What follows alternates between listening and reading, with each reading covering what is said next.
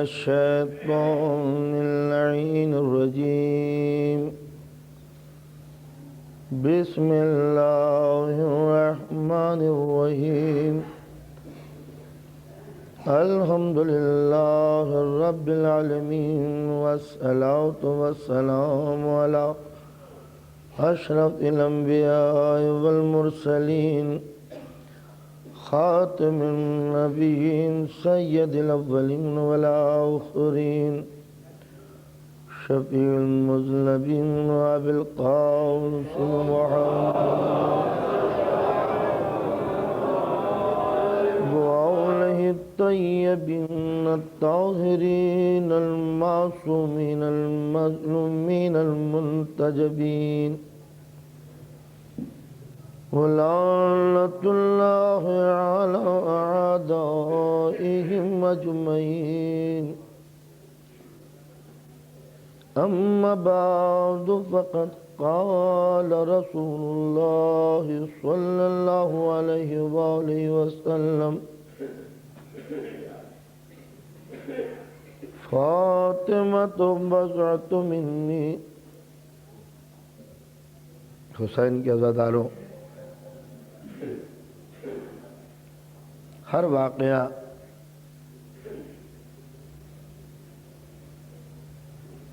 اپنے کچھ اثرات رکھتا ہے، ہر عمل کا ایک رد عمل ہے۔ یہ اصول اپنی جگہ پر ہے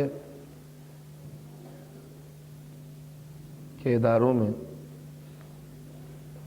جہاں جمہوری نظام ہو وہاں اس قسم کی باتیں ہوتی رہتی ہیں، یہ کوئی نئی بات نہیں ہے۔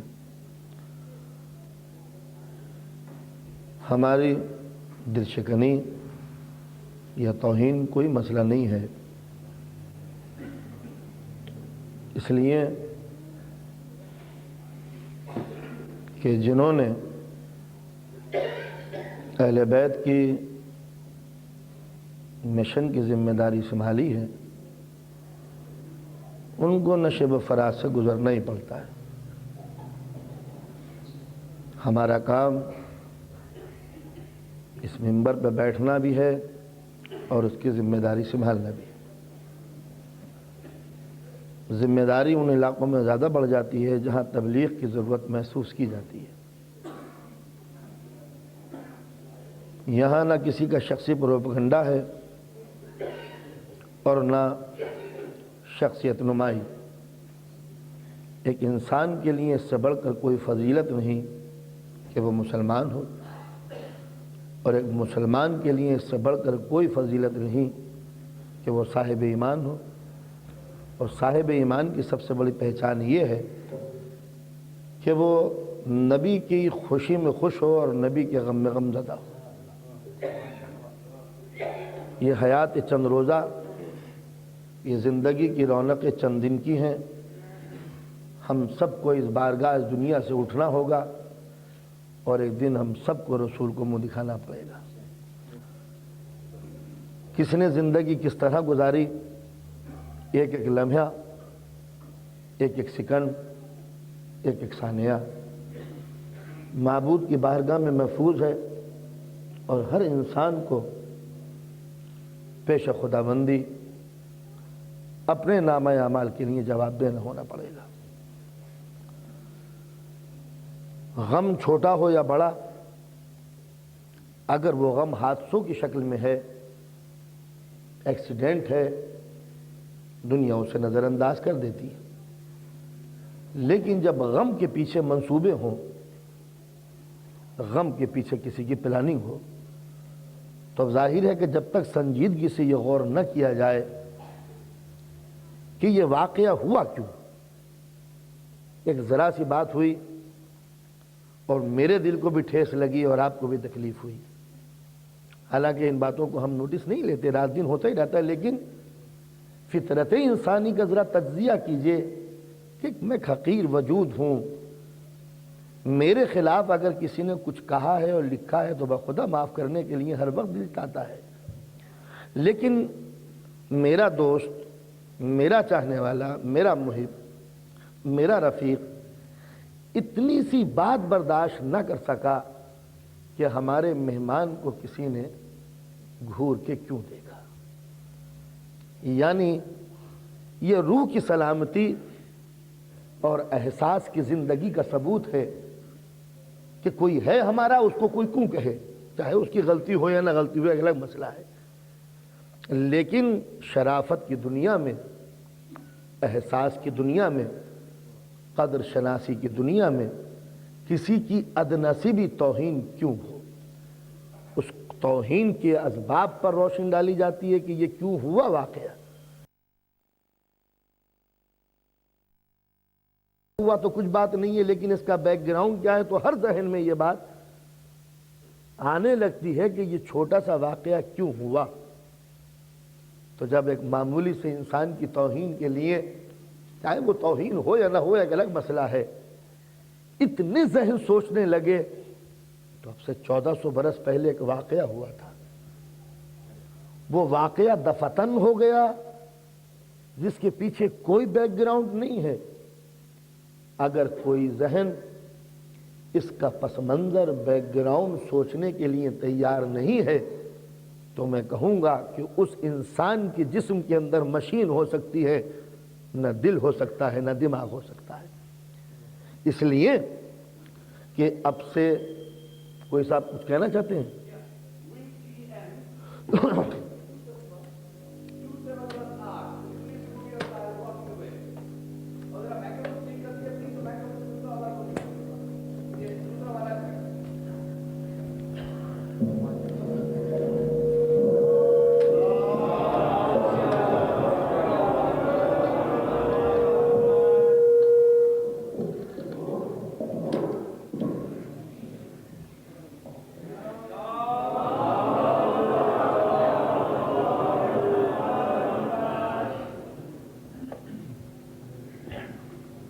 عرض کر رہا ہوں، توجہ.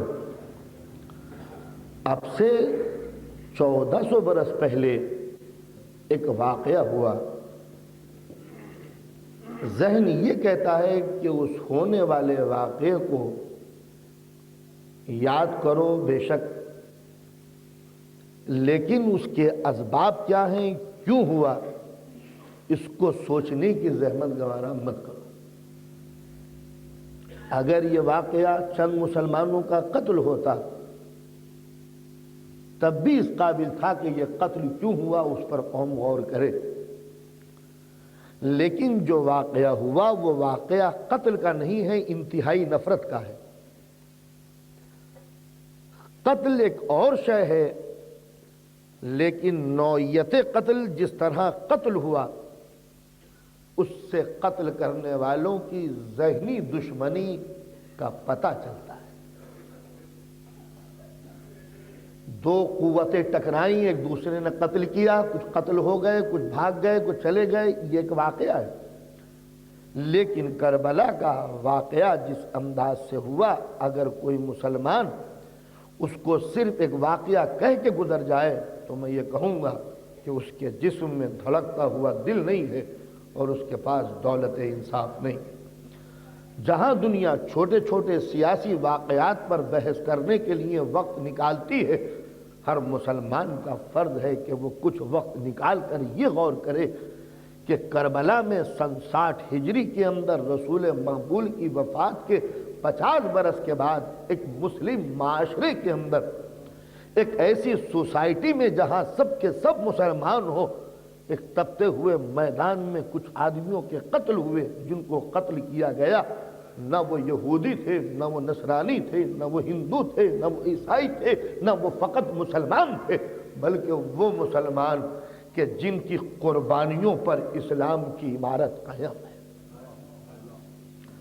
اگر ان سب کی قربانی کو پڑھنے کے بعد ایک مسلمان کا ذہن سرسری طریقے سے آگے گزر جاتا ہے تو میں پھر یہ کہوں گا کہ اس شخص نے حقائق کے اوپر نظر نہیں ڈالی اور انصاف کا دامن چھوڑ دیا. بہت ہی آہستہ سے میں گفتگو کر رہا ہوں. جو قتل ہونے والے ہیں اگر وہ جری سپاہی ہوتے، نوجوان ہوتے، تو یہ کہا جا سکتا تھا کسی میشن کے تحت انہوں نے حملے کیے ہوں گے اور قتل ہو گئے۔ لیکن کربلا میں یہ 72 لاشیں جو بکھری ہوئی ہیں، ان میں کتنے نوجوان ہیں جو جنگ کرنے قابل تھے، ان میں کتنے بوڑھے ہیں جن کو سکون کی تلاش تھی، کتنے بچے ہیں جن کو ماؤں کی گود کی گرمی کی ضرورت تھی۔ اگر مسلمان نے آسانی سے اس واقعے کو نظر انداز کر دیا تو یاد رکھیے قیامت کے دن ہر دور کا مسلمان، ہر دور کا مسلمان، ہر زمانے کا مسلمان بارگاہ خداوندی میں جواب دہ ہوگا، اس لیے کہ ظلم کرنا جتنی بری بات ہے، ظالم کا ساتھ دینا اتنا ہی بڑا جرم ہے۔ اور ظلم کا ساتھ دینے کے معنی یہ نہیں ہوتے کہ ہم خود میدان جنگ میں اس کے شریک ہوں، اس لیے کہ واقعہ گزر جاتا ہے، لیکن ہر زمانے کے انسان سے اس کی تائید یا تردید پوچھی جاتی ہے۔ شیطان کا واقعہ گزر گیا، مگر قیامت تک معبود پوچھتا رہے گا، بتاؤ شیطان کو دوست رکھتے ہو یا دشمن رکھتے ہو؟ جناب آدم کا واقعہ گزر گیا، حابیل اور قابیل کی جنگ گزر گئی، مگر قرآن ہر دور کے مسلمان سے پوچھے گا، بتاؤ حابیل کے ساتھی ہو یا قابیل کے ساتھی ہو؟ جناب نوح کا طوفان گزر گیا، مگر ہر دور کے مسلمان سے پوچھا جائے گا، بتاؤ نوح کے ساتھی ہو یا اس کے ناخلا بیٹے کے ساتھی ہو؟ جناب موسیٰ کا واقعہ گزر گیا، مگر ہر دور کے انسان سے سوال کیا جائے گا، موسیٰ کے شریک ہو یا فرعون کے شریک ہو؟ اگر نہ پوچھا جاتا تو کبھی مقدس قرآن میں ان کے واقعات کا ذکر نہ ہوتا۔ ابراہیم کی آگ کے شعلے بھڑک چکے، مگر ہر دور کے ذہن انسانی سے سوال کیا جائے گا، بتاؤ نمرود کے ساتھی ہو یا خلیل خدا کے ساتھی ہو؟ عیسیٰ کا زمانہ گزر گیا، ظاہر ہے کہ وہ نہ صلیب پہ چڑھائے گئے نہ ان کو پھانسی دی گئی، مگر ان کا ذکر کر کے ہر دور کے ذہن انسانی سے سوال کیا ہے، بتاؤ عیسیٰ طلب ہو یا یہودی ذہن ہو؟ تو انبیاء کے واقعات گزارنے پڑھانے کا منشا صرف اسلام کا یہ تھا کہ تم ہر دور میں، جی کچھ اور فرمان؟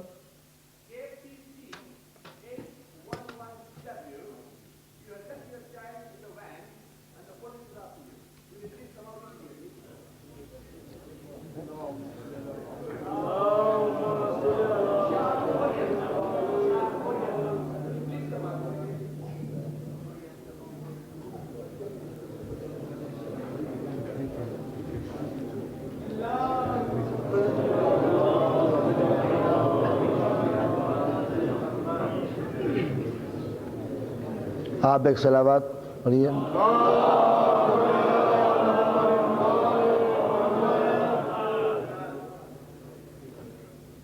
پڑھو۔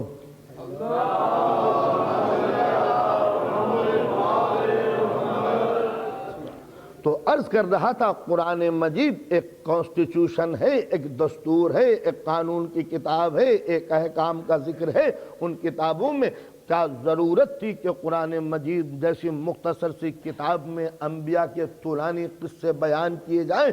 بندہ پرور صرف اس لیے بیان کیے گئے تھے تاکہ ہر دور کے انسان سے، ہر دور کے مسلمان سے اس پر ووٹ طلب کیے جائیں کہ تم ظالم کے ساتھی ہو یا مظلوم کے ساتھی ہو۔ جناب عیسیٰ کا ذکر اس لیے کیا گیا تھا کہ تم عیسیٰ کے طرفدار ہو یا یہودا کے طرفدار ہو۔ جناب ابراہیم و اسماعیل کا ذکر اسی لیے کیا گیا تھا کہ تمہاری نبضیں ابراہیم و اسحاق کی محبت میں دھڑکتی ہیں یا ان کے دشمنوں کے لیے دھڑکتی ہیں۔ یہ ایک ضمیر انسانی کا امتحان ہے ہر دور میں۔ اب رسول اسلام کی زندگی ہے اور ہم ہیں۔ رسول اسلام نے ان تمام گزشتہ انبیاء کا ذکر کر کے کہا کہ میں آخری رسول ہوں، مگر ہر نبی کی عزت کرتا ہوں اور ہر مسلمان کو نبیوں کے اوپر ایمان لانا پڑے گا، ہر اس کتاب پر یقین کرنا پڑے گا جو من جانب اللہ نے اپنے نبیوں پر اتاری ہے۔ ہر اس واقعے کو اسلام نے زندہ کر دیا جس سے ضمیر انسانی کو زندگی ملتی تھی۔ جناب حاجرہ 2 پہاڑوں کے درمیان اپنے بچے کو پانی پلانے کے لیے دوڑی تھی۔ ظاہر ہے کہ نہ وہ پرانے واقعات ختم ہو چکے، اب سے لے کے 6000 سال پہلے کے واقعے کو قرآن مجید نے اس طرح دہرایا کہ اس کو قیامت تک کے لیے ایک پریکٹیکل وے میں دنیا کے سامنے پیش کیا۔ وہ دنیا کا کون سا حاجی ہے جو جناب حاجرہ کے اضطراب کی عملی شکل نہیں بن جاتا؟ ماں کس طرح پیاسے بچے کے لیے دوڑی تھی، قرآن مجید نے اس واقعے کو ذکر کر کے ہر دور کے مسلمان سے پوچھا، بتاؤ وہ ماں جو صرف معبود کے حکم کی خاطر ایک صحرا میں اپنے پیاسے بچے کو لیے بیٹھی تھی، اس پیاسی ماں کے اس پریشانی کو یاد کرو گے یا نہیں کرو گے؟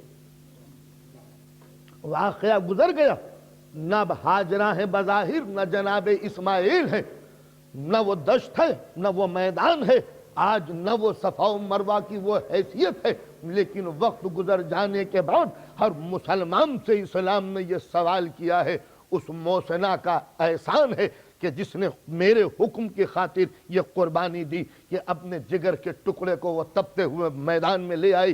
وہ بچہ جو پیاس کی وجہ سے دم توڑ رہا تھا، اس ماں کے اضطراب کو ظاہر کرنے کے لیے آج قرآن مجید نے اس عمل کو واجب قرار دے دیا۔ جو مسلمان مرد اس عمل کو نہیں دہرائے گا وہ کافر ہو جائے گا، کافر۔ ذرا دوستو سوچو کہ اسلام کے اندر ہم رسول اسلام کی امت میں ہیں، حضرت ابراہیم سے ہمارا کیا واسطہ، مگر ہر دور کے مسلمان سے کہا تھا کہ جب تم حج کرو اس پریشان ماں کے اس عمل کو دہرا کر دنیا پہ ظاہر کر دو۔ ہم حق والوں کے ساتھ ہیں، ظالموں کے ساتھ نہیں۔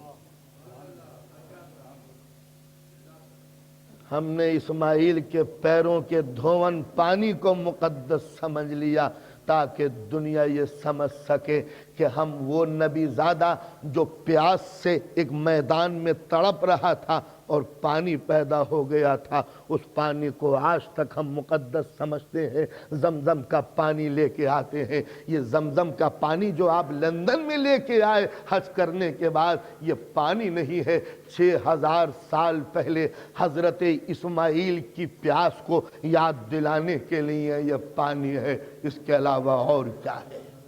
پروردگار عالم نے اپنے راہ میں قربان ہونے والوں کے احسان کو اتنا یاد رکھا، قیامت آ جائے مگر اسماعیل کی پیاس کی یاد دلانے کے لیے زمزم کا پانی بہتا رہے، قیامت آ جائے مگر ہاجرہ کی بے چینیوں کو یاد دلانے کے لیے حاجی صفا و مروہ کے درمیان دوڑتے رہے۔ تو جب پچھلی امتوں کے نبی کی قربانیوں کو قیامت تک یاد رکھنا مسلمان پر واجب ہے، تو سرکار دو عالم کی مصیبتوں کو یاد رکھنا کیا مسلمان کے لیے ضروری نہیں ہے؟ اب دنیا جناب ابراہیم و اسماعیل کی پریشانیوں کو سامنے رکھ کر یہ سوچے کہ وہ پریشانیاں اپنی جگہ پر واقعاً قابل تعریف بھی ہیں، قابل تعظیم بھی ہیں، لائق ذکر بھی ہیں، اور اس کو بھلا دینا مسلمان کے لیے مناسب نہیں ہے۔ تو اب یہ سوچو کہ وہ قربانیوں سے بڑھ کر اگر اسلام میں قربانیاں ہیں تو اب یہ شرافت انسانی سے سوال کیا جائے گا۔ قرآن نے کہا آدم کو نہ بھولنا، نوح کو نہ بھولنا، ابراہیم کو نہ بھولنا، الیاس و یعقوب کو نہ بھولنا، جناب یوسف کی پریشانیوں کو نہ بھولنا۔ اس نے 1,24,000 انبیاء کی ذکر کو بیان کر کے انسان سے سوال کیا تھا، ان کو نہ بھولنا۔ تو جب مسلمان 1,24,000 انبیاء کی قربانیوں کو نہ بھولا تو اب قرآن یہ نہیں کہتا کہ تم میرے نبی کی مصیبت کو بھول جانا، بلکہ اب شرافت انسانی کا امتحان تھا کہ جب پچھلے انبیاء کو تم یاد کرتے ہوئے آئے ہو تو جس رسول کی تم امت میں ہو اس کو یاد کرو گے یا نہیں کرو گے؟ یہی ایگزام لینا تھا، تمہارا ٹیسٹ لینا تھا۔ ٹھیک ہے قرآن مجید میں کھلم کھلا حکم نہیں دیا کہ تم کربلا کے کسی واقعے کو یاد کرو، مگر 1,24,000 مصیبتوں کو یاد دلا کر تم کو حکم دیا تھا یہ نہیں کہ ان کو یاد رکھنا۔ بھئی یہیں سے شرافت انسانی کا امتحان لیا جاتا ہے۔ میں ایک مزدور ہوں، ایک کارخانے میں کام کرتا ہوں، میرے مالک نے مجھے آرڈر دیا ہے 9 بجے آ جانا، 4 بجے چلے جانا، یہ کام کرنا، سارے کام میں کر رہا ہوں۔ دفتر مجھے یہ معلوم ہوا کہ میرے مالک کے بیٹے کا ایکسیڈنٹ ہوا، اس کا گھر جل گیا، اس کے بچے یتیم ہو گئے، پورا گھر لٹ گیا، میں اپنے کارخانے میں لگا ہوا ہوں۔ کسی نے مجھ سے کہا میں اب تمہارے مالک کا گھر جل گیا، اس کے بیٹے جل گئے، اس کے بچے مارے گئے، میں یہ کہوں گا میرے مالک نے مجھے آرڈر یہی دیا ہے کہ میں 9 بجے آ جاؤں اور 4 بجے چلا جاؤں۔ ٹھیک ہے، میں جو کہہ رہا ہوں وہ بھی صحیح ہے، مگر ضمیر انسانی کا کیا تقاضا ہے، شرافت انسانی کا کیا تقاضا ہے، انسان کی زندگی کا کیا تقاضا ہے؟ تو جب معمولی سا واقعہ کارخانے دار کا اگر مصیبت آئے تو ہم کارخانہ چھوڑ کر اس کی مصیبت میں شریک ہو جاتے ہیں۔ ٹھیک ہے، آپ نے حکم یہی دیا تھا کہ کارخانے میں کام کرنا، مگر جب گھر اجڑ رہا ہو تو کارخانے کو دیکھیں یا جس کا نمک کھاتے ہیں اس کی مصیبت میں شریک ہو جائیں۔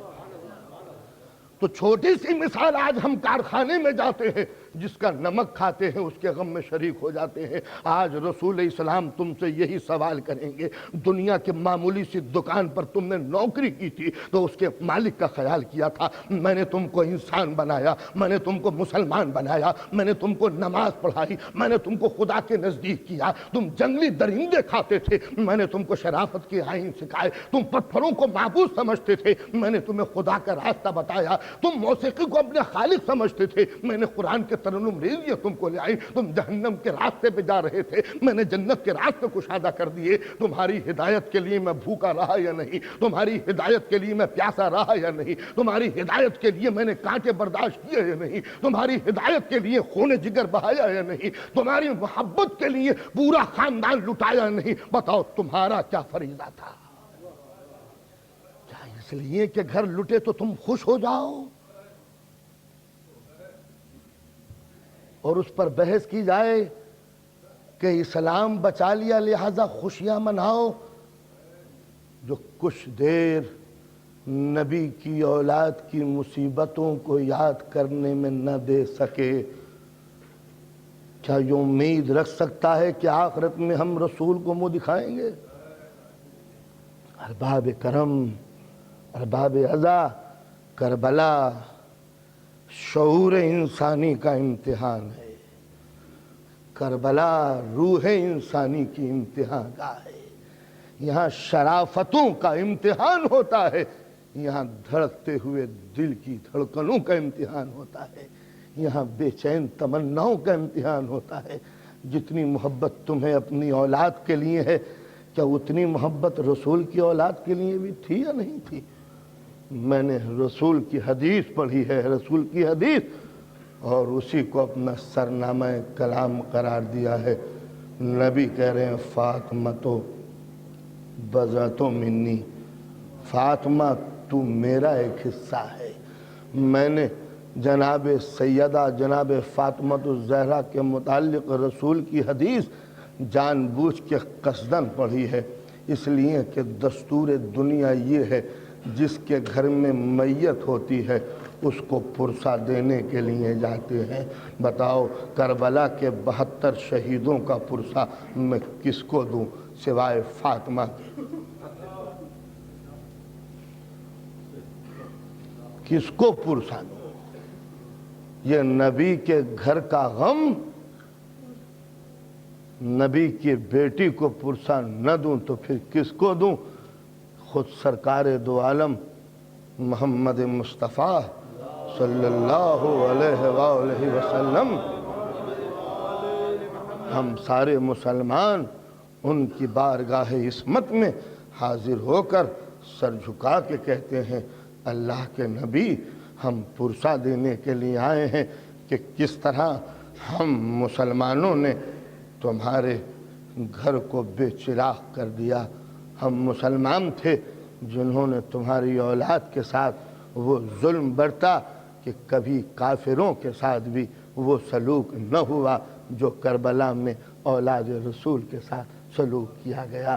اب اگر یہ سارا پرسہ ہم دینے کے لیے لگے اور اس کے بعد ہم یہ تحقیق نہ کریں کہ یہ قتل کس نے کیا تھا، قتل کیوں کہ ہو گیا تھا، تو میں یہ کہوں گا تاریخ دور کا انسان تو یہ سوچ سکتا تھا مگر اس ایٹامک پیریڈ کا انسان کیوں نہیں سوچتا؟ ہم واقعات کربلا کو ایک ڈھنگ سے، ایک روپ سے، ایک طریقے سے پیش کرتے ہیں، ہم روتے ہیں، ہاں ہم ماتم کرتے ہیں، ہاں زنجیروں سے ہم خون بہاتے ہیں، اور جب دنیا چلتی ہوئی دنیا رک کے پوچھتی ہے یہ پاگل تو نہیں ہو گئے؟ اس لیے تو دنیا لگزری لائف کی دیوانی ہے، یہ روتے کیوں ہیں؟ یہ سینہ زنی انہوں نے کیوں کی؟ انہوں نے ماتم کیوں کیا؟ یہ پیٹے کیوں؟ چلائے کیوں؟ بس ہم یہی چاہتے ہیں کہ دنیا ہم سے سوال کر لے کہ تم روئے کیوں؟ اسی واسطے ہم نے گھر سے باہر جلوس نکالے، اس لیے کہ جب ہم نے دنیا کو بلایا آؤ ہم تم سے کچھ سوال پوچھنا چاہتے ہیں، تو دنیا نے ہم سے نفرت دلانے کے لیے کچھ کلمات کہنے شروع کیے۔ وہاں نہ جانا یہ بزرگوں کو گالیاں بکتے ہیں، وہاں نہ جانا یہ تھوک کے دیتے ہیں، وہاں نہ جانا یہ بری باتیں کرتے ہیں۔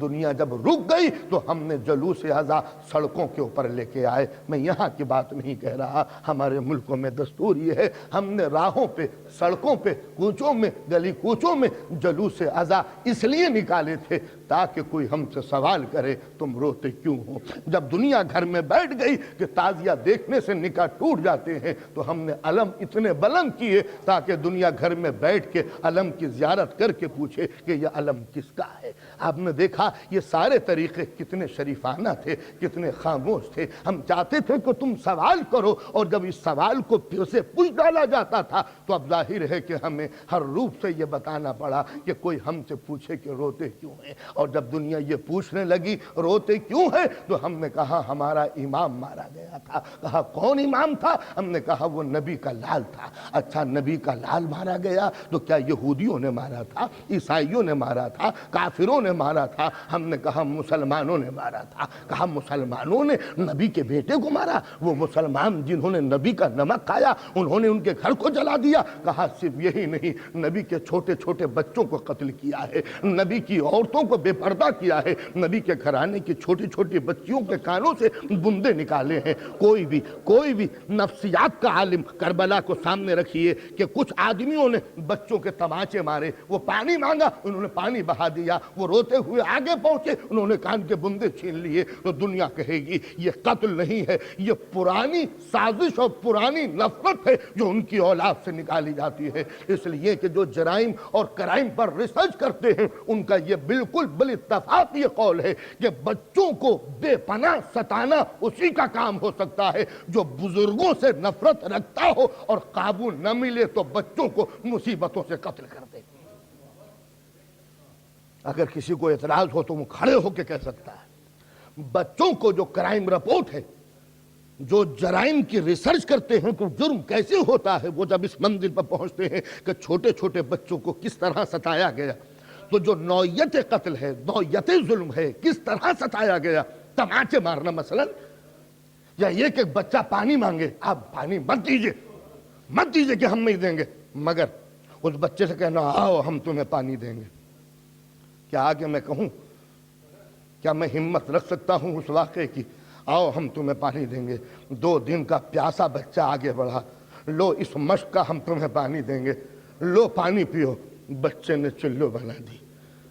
اگلا جملہ میں نہیں کہوں گا کہ پانی کہاں گرا دیا گیا، پانی کہاں گرا دیا گیا۔ یہ ظلم کی نوعیت، یا یہ کہ چھوٹی سی بچی کو بلایا جائے جبکہ خیموں میں آگ لگ رہی تھی، اور جب بچی جائے تماچا مارا جائے، چھوٹے چھوٹے بچے بلک کے لپٹ جائیں کہ شیخ ہمیں بچا لے، اور ان کو تازیانوں سے سزا دی جائے۔ یا یہ کہ چھوٹے چھوٹے بچے لاشوں سے لپٹ جائیں اور ان کی لاشوں کے اوپر ان پڑے ہوئے بچوں کی کمروں پہ تازیانے لگائے جائیں، یا لاشوں پہ گھوڑے دوڑانا۔ یہ ظلم کی قسمیں جو کربلا میں برتی گئیں، یہ جنگ نہیں ہے۔ کسی بھی کرائم ریسرچ سینٹر میں جا کے پتہ یہ کہ ایسا ہوا تو وہ ایک ہی منزل پر جا کر آپ سے سوال کرے گا کہ کیا ان کی خاندانی دشمنی تھی؟ اس لیے کہ جس کے بزرگوں سے نفرت ہوتی ہے اس کے بچوں کے ساتھ یہی سلوک کیا جاتا ہے۔ وہ بزرگ جو ہاتھ یا قبضے میں نہ آ سکیں ان بزرگوں سے نفرت نکالنے کے لیے، دل کے چھالے پھوڑنے کے لیے ان کی اولاد کے ساتھ زیادتی کی جاتی ہے۔ یہ ہے جرائم کی دنیا میں ایک تحقیق، یہ ہے مجرم کے ذہن کا تجزیہ، یہ انالیس ہے سیدھا ایک مجرم کے ذہن کی کہ مجرم کس انداز سے جرم کرتا ہے۔ تو جب ہم روئے تو دنیا نے سوال کیا روتے کیوں ہو؟ کہا ہمارا امام مارا گیا۔ امام کون تھا؟ کہا نبی کا لال۔ کہا قاتل کون تھے؟ کہا مسلمان۔ بس جب یہ کہیں گے مسلمان تو اب ہر انسان یہ سوچے گا یہ مسلمان کون تھے؟ کہا یہ حاکم وقت یزید تھا، کنگ، شہنشاہ، ذل الہی۔ جیسے ہی یہ کہیں گے ہم کہ یزید نے امام حسین کو شہید کیا، سوال یہ ہوگا یزید تخت پر آیا کیسے؟ اس کو تخت پر بٹھایا کس نے؟ اگر یہ نبی کا نواسا تھا تو دو ہی صورتیں ہو سکتی ہیں، یا تو یہ نواسا قصوروار ہوگا یا پھر وہ قاتل قصوروار ہوگا۔ دو ہی مجرم ہیں، یا تو یہ قاتل یا وہ جو مقتول۔ یا تو کربلا میں ہونے والے یہ 72 شہید ان کا قصور تھا کہ یہ یزید سے ٹکرائے، یا پھر یزید کا قصور ہوگا جو اتنی بڑی سلطنت کا مالک ہو کر پیاسوں سے ٹکرایا۔ ہم بڑے آہستہ سے آگے چلیں گے، کوئی سپورٹ کرنا مقصود نہیں ہے۔ دو ہی صورتیں ہیں، یا تو قاتل گنہگار ہوگا یا یہ کربلا کے شہید گنہگار ہوں گے۔ اگر یہ کربلا میں قتل ہونے والے صرف انسان ہوتے تو ہم گزر جاتے، یہ نبی کے بیٹے، نبی کا گھرانہ، نبی کی بیٹیاں، نبی کی اولاد، نبی کی عزت، نبی کا گھرانہ۔ ہمیں غور کرنا پڑے گا وہ نبی جو یہ بتا کے جا رہا ہے آخرت میں کیا ہوگا، وہ نبی جو یہ کہہ کے جا رہا ہے میرے بعد میری ملت کا کیا ہوگا، جو یہ سمجھا کے جا رہا ہے میرے بعد میری قوم کے کتنے ٹکڑے ہو جائیں گے۔ کیا اس نبی کا یہ کام نہ تھا جو یہ بتائے کہ کربلا میں ایک واقعہ ہوگا؟ کیا اس نبی کا یہ فریضہ نہ تھا کہ کربلا میں ایک واقعہ ہوگا کہ جس میں کچھ مارے جائیں گے؟ تو دو ہی صورتیں تھیں، نبی پر واجب تھا کہ ان کے بعد ہونے والے واقعے پر وہ روشنی ڈالے، تبصرہ کریں، اس لیے کہ جس چیز میں خود ان کا گھرانہ ملوث ہو، نبی کو یہ چاہیے تھا کہ اگر گھرانہ قصوروار ہے تو پبلک کو بتا کے چلے جائیں کہ میرے مرنے کے بعد میرا گھرانہ میرے راستے سے ہٹ جائے گا، لہذا کوئی پبلک اس کا ساتھ نہ دے۔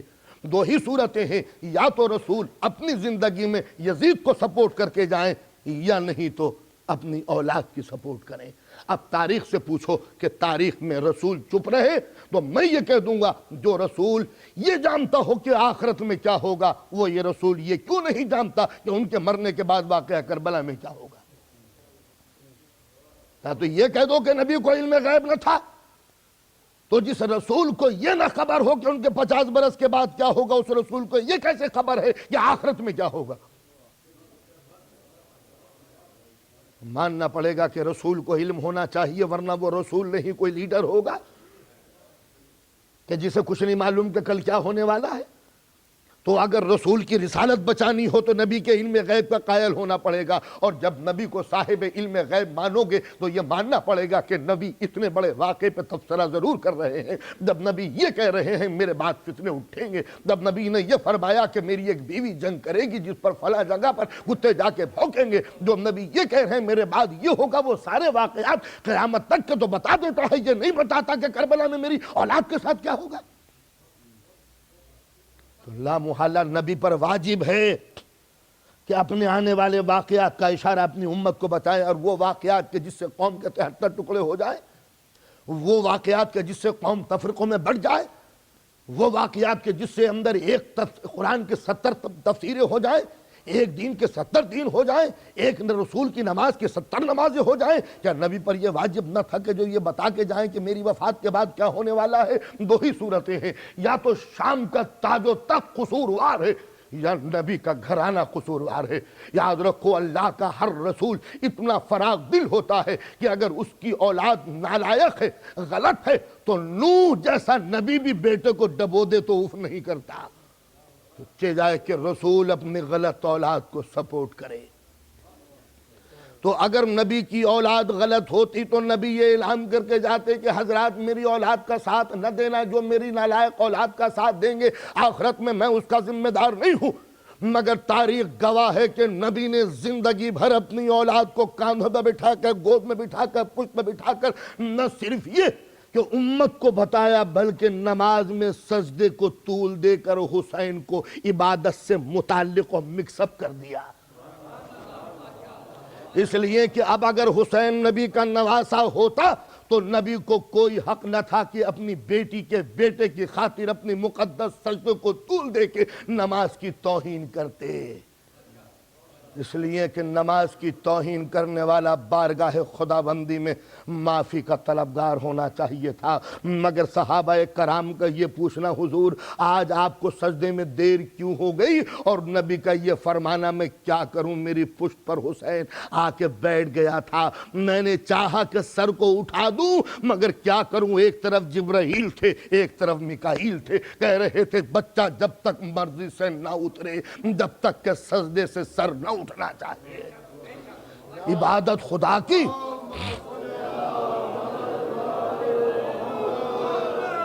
عبادت خدا کی، سجدہ معبود کا، مسجد میں رسول کا سجدہ، اور اس سجدے کو اتنا طول دیا کہ 70 مرتبہ حضور نے فرمایا سبحان ربی العالی و بحمدہ۔ صحابہ کرام کی مستحکم صفوں میں کھلبلی مچ گئی۔ آج حضور بھول گئے کیا ہوا، کیا چکر چلا، یہ سب کچھ ہوتا رہا، اور صحابہ کرام کے اس اضطراب کو نبی نے یہ کہہ کے دبا دیا، پشت پر حسین تھے اور پہلو میں جبرائیل تھے، کہ جب تک بچہ اپنی مرضی سے نہ اترے سجدے کو طول دے دو۔ اب حسین کی محبت نانا اور نواسے کی محبت نہیں ہے، اب حسین سے محبت نبوت اور امامت کا ایک پائیدار رشتہ ہے، اور یہ جب پائیدار رشتہ ہوا تو اب رسول کا یہ فریضہ تھا کہ وہ بچے کو گود میں لے کر دنیا کو بتا دے اگرچہ یہ میرا چہیتا بیٹا ہے مگر یہ کربلا میں ایک بہت بڑی معاذ اللہ غلطی کرے گا اور میرا کوئی ماننے والا اس کا ساتھ نہ دے۔ لیکن رسول کا کام یہ رہا، زندگی میں گود میں لے رہے ہیں تب رو رہے ہیں، پشت پر بٹھا رہے ہیں تب رو رہے ہیں، صحابہ کرام پوچھتے ہیں تب رو رہے ہیں، پوچھتے جاتے ہیں، کہتے جاتے ہیں میرے لال کو دنیا قتل کرے گی، لعنت پڑھ رہے ہیں پروردگار عالم اس کے قاتلوں پہ لعنت کرنا۔ کبھی یہ کہہ رہے ہیں کہ اے پالنے والے بیری کے درخت کو کاٹنے والے پہ لعنت کرنا۔ تو ایک مرتبہ جب امام حسین علیہ السلام ہارون رشید کے زمانے میں قبر امام حسین پر ایک بیری کھڑی ہوئی تھی، اس کے نشان سے پبلک آ کے زیارت کیا کرتی تھی، ظالم حاکم نے اس بیری کو کاٹ دیا۔ تو ایک پرانے بزرگ نے کہا آج رسول کی حدیث میری سمجھ میں آئی ہے کہ بیری کے درخت کے کاٹنے والے پہ اللہ کی لعنت ہو۔ تو اندازہ لگایا اگر 300 برس کے بعد قبر حسین سے کوئی زیادتی کرتا ہے تو نبی اس پر بھی لعنت پڑھ کے جا رہے ہیں۔ تو یہ کیسے ممکن ہے کہ کربلا میں نبی کی اولاد ستائی جائے اور قاتلوں سے حضور خوش ہو کے چلے جائے؟ تو ہر مسلمان اب یہ سوچنے کے لیے تیار ہے کہ کربلا میں جو شہیدوں کے ساتھ، نبی کی اولاد کے ساتھ، بیٹیوں کے ساتھ، بچوں کے ساتھ ہوا وہ غیر میں نہیں، یہودیوں نے، کافروں نے، مشرکوں نے، بے دینوں نے ہی، مسلمانوں نے نماز پڑھ پڑھ کے قتل کیا ہے۔ تو ہر ذہن سوچنے پر مجبور ہوگا کہ وہ مسلمان جو نبی کے دسترخوان پر بیٹھ کے روٹیاں توڑتے تھے، وہ مسلمان جنہوں نے نبی کے مقدس دین سے فائدہ اٹھا کر دنیا کی بہت بڑی کنگڈم کو اسٹیبلش کیا، وہ مسلمان جنہوں نے اسلام کے صدقے سے جاہو جلال و دولت و اقتدار و جاہو حشم و طبل و علم و اقتدار و اقتدار حاصل کیا، وہ نبی کی اولاد کی دشمنی کیوں بن گئی؟ ارے جس کے جد کے صدقے میں یہ ساری اسٹیٹ ملی وہ اولاد کی دشمن کیوں بن گئی؟ تو ذہن سوچنے پر مجبور ہو جاتا ہے کہ کچھ ادھر ہوں گے آدھے ادھر ہوں گے، مگر جب پتہ چلا ادھر ہزاروں تھے ادھر 72 تھے، تو ہر انسان یہ سوچنے پر مجبور ہوگا یہ 72 غلط ہیں یا وہ لاکھوں غلط ہیں؟ کثرت کے دباؤ پر بہنے والے تو یزید کو اچھا کہہ دیں گے، مگر جنہوں نے حسین کو نبی کی گود میں دیکھ کر یہ کہا ہے کہ رسول کہہ رہے ہیں پہچانو یہ ہے میرا حسین، تو ظاہر ہے کہ رسول کی حدیث ایک پیریڈ کے لیے نہیں ہوتی، قیامت تک کے لیے ہوتی ہے۔ تو جب نبی کی حدیث قیامت تک کے لیے ہے تو اب جب یہ نبی نے کہا پہچانو یہ ہے میرا حسین، تو یہ ہر دور کے مسلمان کے لیے ہے کہ پہچانو یہ ہے میرا حسین۔ تو جب ہر دور کے مسلمان کے لیے ہے کہ پہچانو میرا حسین یہ ہے، تو کوئی دور کا مسلمان یہ نہیں کہہ سکتا کہ ہم نہیں جانتے کہ حسین کون ہے۔ تو ماننا پڑے گا کہ دشمنی حسین کے بزرگوں سے تھی، جس کا بدلہ حسین کو چکانا پڑا۔ اگر یہ رسول سے دشمنی نہ ہوتی تو کربلا کے ہر موڑ پر ہمیں رسول کا نام نہ ملتا، اس لیے کہ امام حسین کا سب سے بڑا قصور بس یہ تھا کہ یہ نبی کے وارث کیوں ہیں، نبی کی اولاد کیوں ہیں، نبی کے جانشین کیوں ہیں، ورنہ پھر جنگ کس بات کی رہ گئی تھی۔ مدینے نے بیعت کر لی تھی، مکہ یزید کے ہاتھوں پر بک چکا تھا، شام یزید کے اقتدار میں تھا، ایران اس کے حلقہ اثر میں تھا، دنیا کی سب سے بڑی اسٹیٹ کا واحد فرما روا اگر مدینے کا کوئی قبر کا مجاور خاموش اس کی بیعت نہیں کرتا تو یزید کو کیا ضد پڑی تھی کہ ایک بیعت کے انکار کرنے والے کے لیے چاروں طرف سے لشکر ہزاروں کا لے آئے۔ معلوم ہوا بیعت تو صرف بہانہ تھا، ورنہ یہ پرانی دشمنی تھی جو میدان کربلا میں نکالی جا رہی تھی۔ تو وہ دشمنی تھی کون سی؟ اس کے لیے میں یہ کہہ دوں کہ مکے کے ایک بازار میں جب کسی نالائق ذلیل نے نبی کو یہ طعنہ دیا تھا کہ یہ ابتر ہے، یہ لا ولد ہے، اس کا کوئی بیٹا نہیں ہے، تو نبی گھنٹوں روئے تھے پالنے والے، کیا یہ داغ دل پہ لے کے جاؤں گا کہ میں ابتر ہوں، میرا کوئی وارث نہیں، میرا کوئی جانشین نہیں، میرا کوئی نام لیوا نہیں، میرا بھی کوئی بیٹا ہوتا تو یہ مکے کے بازاری مجھے ابتر کہہ کے نہ پکارتے۔ ایک مرتبہ روتی ہوئی نبوت کو قدرت نے یہ کہہ کے دلاسا دیا تھا، میرے نبی تمہیں جنہوں نے ابتر کہا ہے ان کے متعلق سن لو، انا اعطیناک الکوثر فصلی لربک وانحر انا شانیہ کا ہو الابتر۔ میرے نبی تمہیں ابتر کہا ہے، ہم تمہیں اتنی نسل دیں گے کہ شام قیامت آ جائے مگر تمہاری نسل ختم نہیں ہوگی۔ فصلی لربک وانحر، تم میری عبادتیں کرو اور سجدہ کرو اور قربانیاں دو، ان شانیہ کا ہو الابتر۔ میرے نبی تمہارے دشمن کی نسل منقطع ہو جائے گی مگر تمہاری نسل منقطع نہ ہو سکے گی۔ کافر کا یہ کہنا کہ یہ ابتر ہے، نبی کا آنسو بہانا کاش میرا بیٹا ہوتا، قدرت کا یہ کہنا کہ ہم نے تمہیں زیادہ اولاد دی، تو اب ظاہر ہے کہ وہ مکے کے ظالم جو خود تھے کہ نبی کے کوئی بیٹا نہ ہو، جب ان کو معلوم ہوا کہ قدرت نے اولاد دے دی تو وہ دشمنی رسول سے نکالیں گے یا اولاد سے نکالیں گے۔ اس لیے کہ ان کے سارے منصوبے ڈھیر ہو گئے۔ جب یہ سنا کہ نبی کی اولاد ہے تب ظاہر ہے جب اولاد کی شکل میں سیدہ کو دیکھا تو اب ساری دشمنی بیٹی سے ہے، نبی سے نہیں، اس لیے کہ نبی کے نام سے تو تخت ملے گا، لہذا نبی کا کلمہ پڑھنے لگو۔ لیکن اب جناب سیدہ وہ ہیں جو نسل رسول کی ضامن ہے، اور دنیا نے یہ دیکھ لیا تھا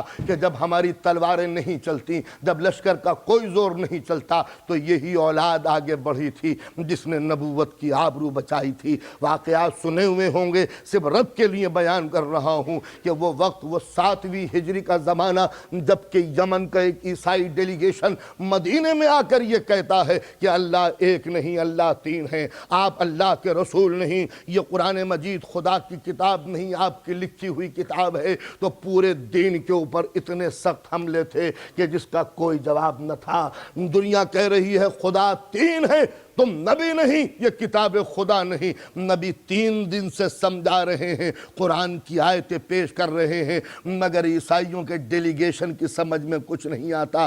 بڑے بڑے ان کے پریسٹ اور پوپ آ چکے ہیں، نبی سمجھاتے سمجھاتے تھک گئے اور 3 دن تک یہ کہتے رہے نہیں اللہ ایک نہیں تین ہے، آپ اللہ کے رسول نہیں، یہ خدا کی کتاب نہیں۔ ایک مرتبہ جھنجھلائی ہوئی قرآن کی آیت نے نبی کو یہ کہہ کے حکم دیا 3 دن ہو گئے تمہیں سمجھاتے ہوئے ان کی سمجھ میں نہیں آیا. فَقُلْ تَعَالُوا نَدْعُ أَبْنَاءَنَا وَأَبْنَاءَكُمْ وَنِسَاءَنَا وَنِسَاءَكُمْ وَأَنفُسَنَا وَأَنفُسَكُمْ ثُمَّ نَبْتَهِلْ فَنَجْعَلْ لَعْنَةَ اللَّهِ عَلَى الْكَاذِبِينَ. میرے نبی 3 دن ہو گئے تمہیں سمجھاتے ہوئے، بس اب رہنے دو. اب ان سے یہ کہہ دو کہ چلو ہم تمہیں چیلنج کرتے ہیں، تم اپنے بیٹوں کو لاؤ، ہم اپنے بیٹوں کو لاتے ہیں. تم اپنی عورتوں کو لاؤ، ہم اپنی عورتوں کو لاتے ہیں. تم اپنے نفسوں کو لے کے آؤ، ہم اپنے نفسوں کو لے کے آتے ہیں. اور ہو جائے جو جھوٹا ہو اس پر خدا کا عذاب نازل ہو. انصاف سے بتاؤ دوستو، آج تک اس مباہلہ کی عید، اس مباہلے کے واقعے کو نہ کوئی مسلمان مفسر آسانی سے لکھ پاتا ہے، نہ کوئی مسلمان خطیب اس واقعے کو آسانی سے پڑھتا ہے. لیکن قرآن میں پوچھو کہ یا ابنانا و ابناکم وہ نسانا وہ نساکم وہ انفسنا وہ انفسکم، آیا کس کی شان میں ہے اور کس موقع پر؟ جب یہ آیت آئی تو گویا اس آیت نے اعلان کر دیا کہ جب نبی تم تھک جاؤ تو اپنی مدد کے لیے ان کو بلاؤ. یہ کافی ہیں، یہ کافی ہیں. جب وحدت پہ خطرہ ہو تو ان کو آواز دو، جب نبوت پر حملہ ہو تو ان کو آواز دو، جب قرآن کا وقار خطرے میں ہو تو ان کو آواز دو. اندازہ لگایا آپ نے؟ دنیا کہتی ہے تم اہل بیت کو بڑھاتے ہو، میں کہتا ہوں معبود کو روکو کہ تم نے اہل بیت کو بڑھایا کیوں ہے.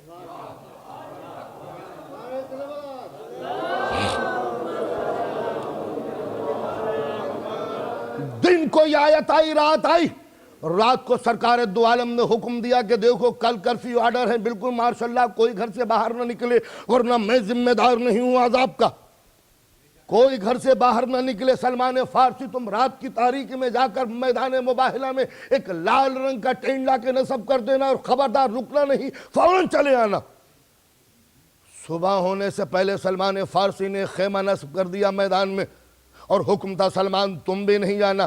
اللہ اس قدر احتیاط کی کہ بڑے مقدس صحابہ تھے مگر کسی کو نہ بھیجا، اس سلمان کو بھیجا جس کو کہہ چکے ہیں سلمان من اہل بیت، یہ اہل بیت میں شامل ہے. مگر سلمان تم اس معیار پر نہیں ہو کہ معبود کی عذاب کو اپنی صداقت سے روک سکو. لہذا رات گزری، صبح آئی، تمام مدینہ اپنے اپنے گھروں میں چھپا ہوا ہے. ایک مرتبہ خانہ سیدہ سے رسول نکلے، اس انداز سے نکلے. تاریخ کے ہر واقعے میں اختلاف ہے، اسلام کے ہر واقعے میں 2 3 واقعات ہیں، مگر خدا کا فضل اور احسان ہے کہ مباہلہ وہ واقعہ ہے کہ جس میں کسی بھی مسلمان مورخ نے تبصرہ نہیں کیا کہ یہ نہ تھے وہ تھے. ایسا کھلا ہوا واقعہ رسول نکلے تو سیدہ کے گھر سے نکلے، حالت یہ تھی کہ ایک بچے کو گود میں لیے ہوئے، ایک بچے کی انگلی پکڑے ہوئے. تو اب ظاہر ہے کہ واقعات بتا رہے ہیں کہ جناب معصومہ سے کہا ہوگا کہ حکم قرآن مجید یہ ہے کہ ان عیسائیوں کا منہ توڑ جواب دینے کے لیے ہمیں کچھ بچوں کی ضرورت ہے. ابنانا و ابناکم، کچھ بچے چاہیے، مگر وہ بچے ایک نہیں ہونے چاہیے، زیادہ ہونے چاہیے. جمع کے صیغے استعمال ہوئے ہیں، 1 2 سے کام نہیں بنے گا، جتنے بھی ہوں 10 20 30 40 کوئی لیمٹ نہیں ہے. اپنے بچے لے آؤ، جتنے بھی بچے لا سکتے ہو. تو اے سیدہ، میں تمہارے بچوں کو لیے جا رہا ہوں، اور جو ہم میں جھوٹا ہوگا عذاب الہی اس پر نازل ہوگا. تو کیا یہ ماں کا یہ فرض نہ تھا کہ رسول سے چپکے سے کہتی کہ بابا مجھے نہیں معلوم کہ یہ بچے کہیں کھیل کود میں جھوٹ تو نہیں بکتے ہوں گے، نہ جانے کیا کہہ دیتے ہوں گے، لہٰذا خدا کے واسطے میرے بچوں کو نہ لے جائیے. اور بھی بہت سے صحابہ کرام کے مقدس بچے ہیں، کھیل رہے ہوں گے، ان کو لے جانا. اس لیے کہ اگر مقابلہ پبلک سے ہو تو آسانی سے کیا جا سکتا ہے، مگر جب مقابلہ معبود کے عذاب سے ہو تو جس کی زندگی میں ایک بھی جھوٹ شامل ہوگا عذاب الہی کسی کو معاف کرنے کے لیے تیار نہیں ہے. اس لیے کہ جب عذاب الہی نازل ہوتا ہے تو یہ نہیں دیکھتا کہ نبی کا بیٹا کون ہے، نبی کا دوست کون ہے. اس لیے کہ جو بھی مستحق عذاب ہو، قدرت کا عذاب اسے ڈبو دیتا ہے. وہ خدا جس کے عذاب سے نوح کا بیٹا نہ بچ سکا، اگر محمد کی اولاد نے بھی کبھی جھوٹ بولا ہوتا تو عذاب الہی کبھی معاف کرنے کے لیے تیار نہ تھا. لیکن ذرا سوچو دوستو، ماں کا دل کتنا عظیم تھا کہ جب رسول نے کہا میں تمہارے بیٹے کو لیے جا رہا ہوں تو ماں نے یہ نہیں کہا کہ ذرا علی سے پوچھ لو، ذرا بچوں سے پوچھ لو. رسول نے کہا بچوں کو لے جاؤں. سیدہ نے کہا بسم اللہ لے جائیے. رسول نے اپنی صداقت کے ثبوت اٹھا لیا. جیسے کوئی گواہی دینے کے لیے قرآن اٹھا لے. حسن انگلی پکڑے ہوئے حسین گود میں. اللہ کے رسول بچے ہیں ماں کی گود میں بڑے اچھے معلوم ہوتے ہیں, سیدہ کو دے دیجئے. کہا اگر سیدہ کی عصمت کی گواہی کی ضرورت ہوتی تو ماں کے گود میں اچھے تھے, بچانے جا رہے ہیں نبوت تو ماں کی گود میں کیوں دوں. پیچھے معصومہ, مدینے میں بہت بچے تھے مگر نظر عصمت سب کو ٹٹول کے واپس آ گئی. نساؤنا و نساکم, تم اپنی عورتیں لاؤ ہم اپنی عورتیں لائیں. بہت عورتوں کی گنجائش تھی مگر کوئی نہ نکل سکی سوائے ایک. انفسنا و انفسکم, بڑے نفس تھے جو زندگی بھر نبی کے دوست رہے مگر کوئی ایسا نفس نہ تھا جو معبود کے معیار پر صادق ہو. معبود کے معیار پر جو صادق ہو کوئی نظر نہ آیا. اور بندہ پرور اگر کوئی ہوتا تو نبوت کی عصمت پر واجب تھا کہ بغیر رو رعایت کے وہ اس شخص کو بلا لیتے, چلو دین خطرے میں ہے چلو, اس لیے کہ آیت میں بڑی کشادگی تھی. بہت سے نفسوں کو لایا جا سکتا تھا مگر آیت میں گنجائش تھی, ظرف میں گنجائش نہ تھی. مدینے کے ماحول میں کوئی ایسا نہ نکلا جو معبود کے معیار پر صادق ہوتا. یہ 5 ہستیوں کا مختصر سا قافلہ وحدت و قرآن و نبوت کو بچانے کے لیے چلا. نہ نبی نے قرآن پڑھا, نہ تقریر کی, نہ تبلیغ کی, بس ان کا چہرہ دیکھا اور خدا ایک سمجھ میں آ گیا. ان کو دیکھا نبی سچے ہیں سمجھ میں آ گیا. ان کو دیکھا قرآن خدا کی کتاب ہے سمجھ میں آ گیا. اندازہ لگایا کہ دنیا نے دشمنی کیوں کی تھی. کہا نبوت کو تو ہم مٹا دیتے مگر ثبوت نبوت کو کیسے مٹائے. لہذا دشمنی ان ہستیوں سے تھی جن کے چہروں سے نبوت یقین کے رنگ میں ڈھل جاتی تھی. دشمنی ان سے پیدا ہوئی جن کی وجہ سے نبوت کی رفتار باقی تھی. دشمنی ان سے ہوئی کہ جن کی زندگی نبوت کے کردار کو ثابت کرنے کے لیے تھی. لہذا رسول نے زندگی میں یہ جملے کہے کہ جو ان کا دوست ہے وہ میرا دوست ہے, جو ان کا دشمن ہے وہ میرا دشمن ہے. اللہ کے رسول یہ اگلا سینٹنس کچھ مناسب نہیں ہے, بھلا آپ کی اولاد سے دشمنی کون کرے گا. کبھی سیدہ سے کہتے ہیں سیدہ تو میرا ایک حصہ ہے, جس نے تجھے ستایا اس نے مجھے ستایا, جس نے مجھے ستایا اس نے خدا کو ستایا. اللہ کے رسول آپ کی بیٹی کو ستائے گا کون. مگر نبی کا یہ کہنا کہ جس نے تجھے ستایا, اگر کوئی ستانے والا نہ ہوتا تو کبھی نبی یہ فضول جملہ نہ کہتے کہ جس نے تجھے ستایا اس نے مجھے ستایا. اگر دنیا ان سے محبت کرتی نبی کے رشتے سے تو خود قرآن یہ نہ کہتا کہ قُلْ لَا أَسْأَلُكُمْ عَلَيْهِ أَجْرًا إِلَّا الْمَوَدَّةَ فِي الْقُرْبَى. اے میرے نبی تمہاری نبوت کی کوئی قیمت نہیں ہے, بس اتنی قیمت ہے کہ کہہ دو کہ تم ان کی اولاد سے محبت کرو. تو قرآن مجید کا یہ کہنا کہ ان کی اولاد سے محبت کرو خود ایک راز سربستہ ہے کہ قرآن جو کہہ رہا ہے ان سے محبت کرو تو ان سے نفرت کون کرے گا. یہ تو شہزادے ہیں, نبی زادے ہیں, مگر قرآن کا یہ کہنا ان سے محبت کرو, اور نبی کا یہ کہنا جس نے ان کو ستایا اس نے مجھے ستایا. یہ خود ایک راز ہے کہ اگر دنیا ان کو ستانے والی نہ ہوتی تو کبھی نبی یہ نہ کہتے. اور پھر جس بیٹی کے لیے یہ کہا ہے کہ فاطمہ تو میرا ایک حصہ ہے, جس نے تجھے ستایا اس نے مجھے ستایا. تو اب ظاہر ہے کہ سیدہ کو کون ستائے گا. تو دوستو صرف ایک جملہ کہنا چاہتا ہوں,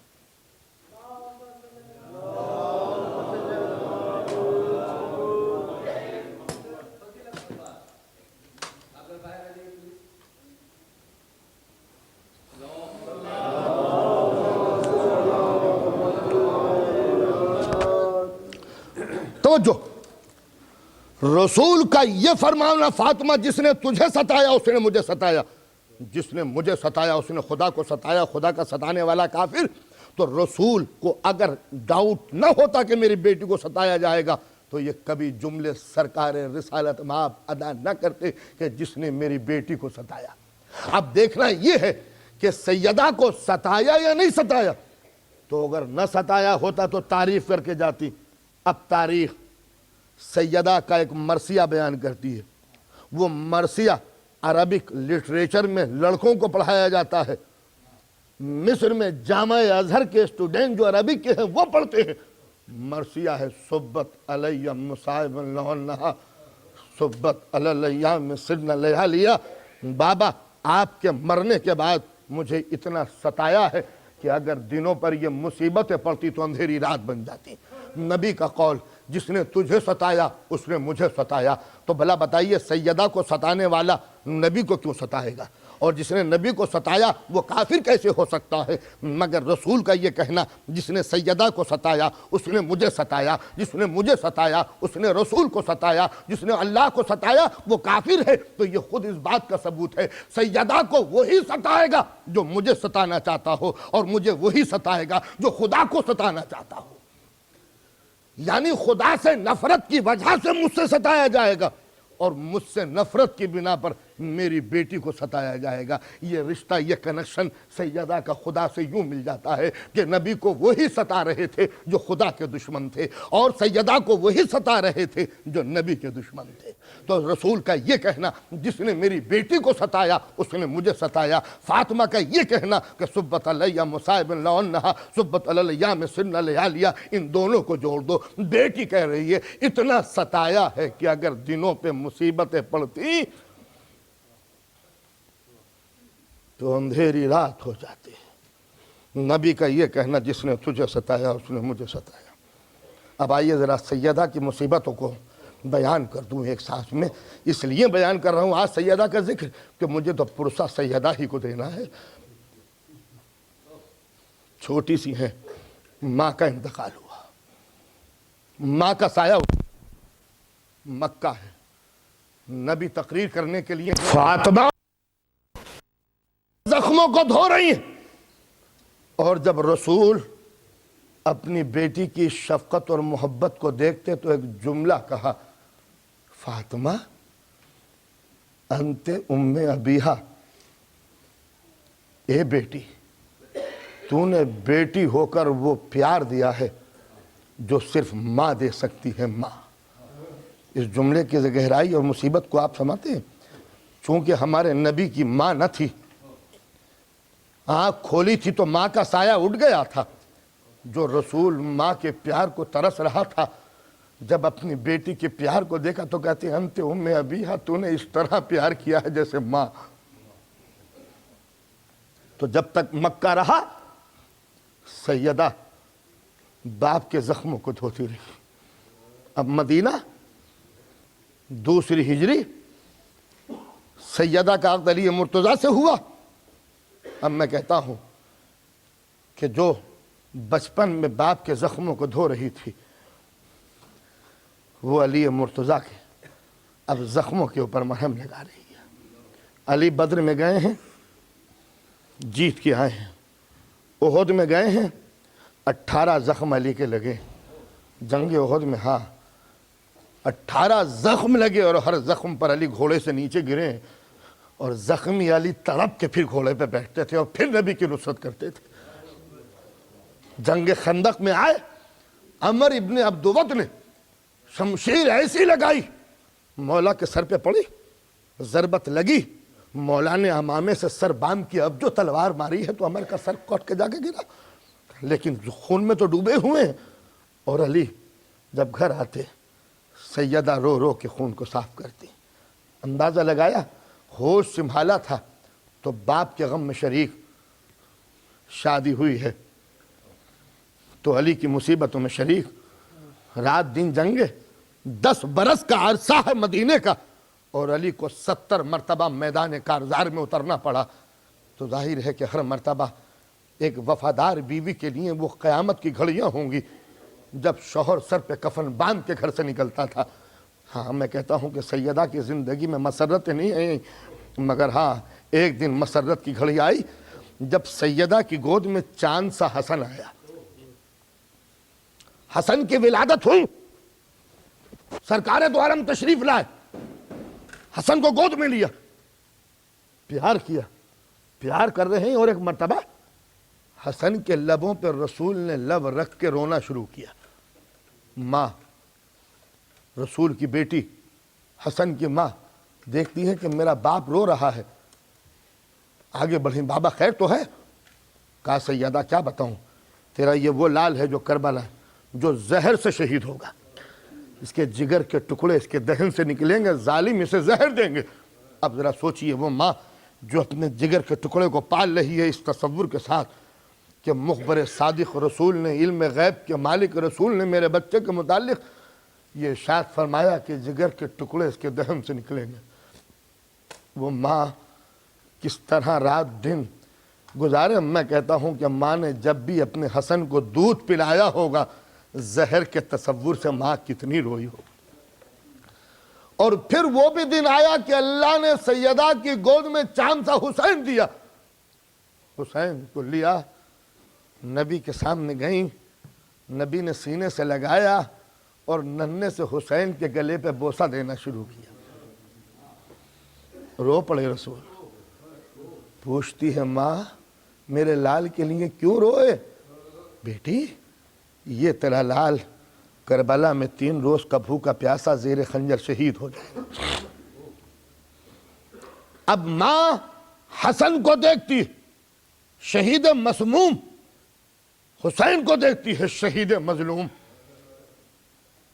اب وہ بھی دن آیا کہ اللہ نے زینب سی چاند سی بیٹی سیدہ کی گود میں دی۔ نبی آئے اور رو کے چلے گئے، بیٹی یہ وہ زینب ہوگی کہ جس کے بازو مسلمان رسی سے باندھیں گے۔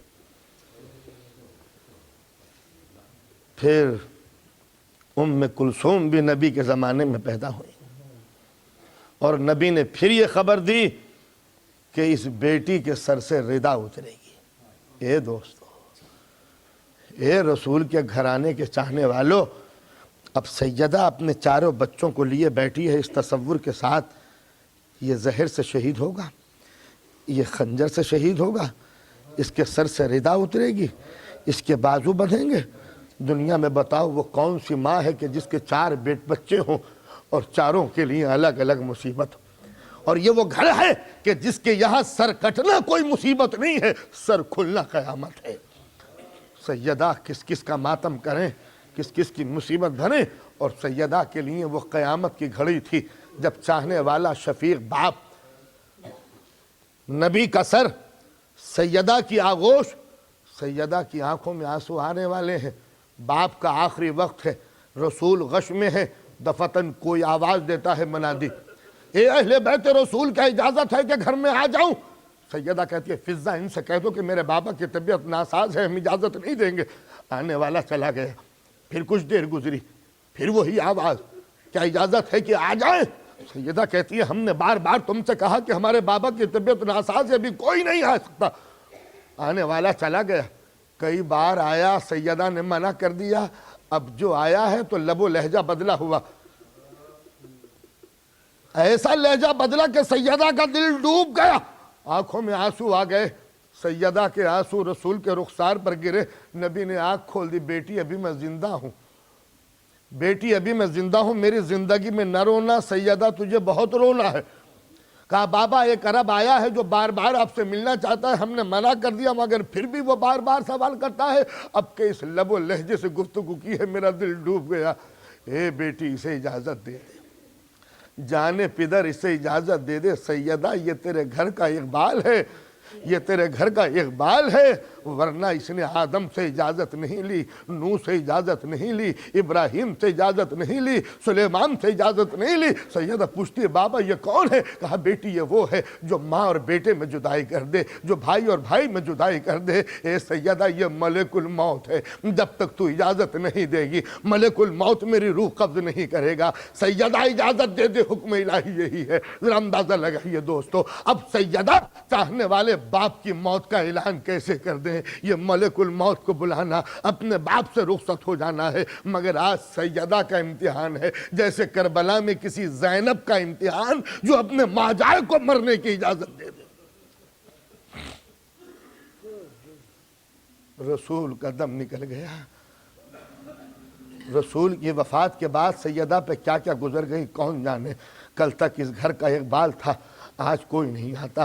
کل دنیا سلام کرنے آتی تھی، آج کوئی بات کرنے نہیں آتا۔ اور سب سے بڑی مصیبت یہ جو علی لائق احترام تھے، آج ان کے گلے میں رومال ڈالا گیا۔ سیدہ کہتی ہیں چھوڑ دو ابو الحسن کو ورنہ سر کے بال کھول دوں گی، سر کے بال کھول دوں گی۔ سیدہ نے جیسے ہی یہ جملہ کہا سر کے بال کھول دوں گی، ظالموں نے علی کے گلے سے رسی نکال لی۔ اے سیدہ، اے سیدہ، ابھی وقت آیا نہیں ہے، یہ مدینہ ہے، کوفہ نہیں ہے، اور علی کے گلے میں رومال ہے، توقع گرا بار نہیں ہے بی بی۔